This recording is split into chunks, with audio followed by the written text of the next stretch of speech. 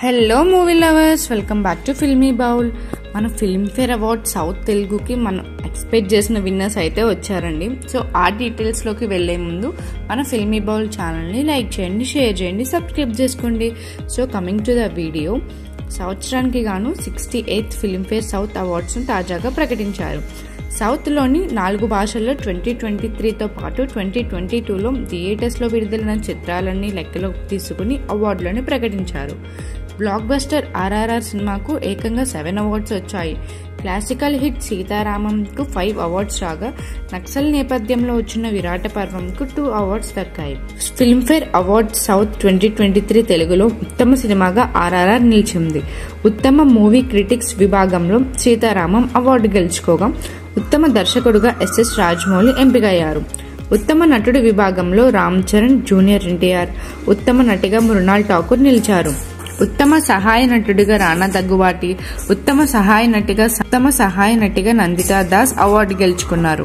Telugu award list ఒకసారి అయితే మనం చూసేద్దాం. ఫిల్మ్ఫేర్ అవార్డ్ సౌత్ 2023 లిస్ట్ ఇదే. సో ఫిల్మ్ఫేర్ సౌత్ 2023 లిస్ట్ అయితే మనం ఒకసారి చూసేద్దాం.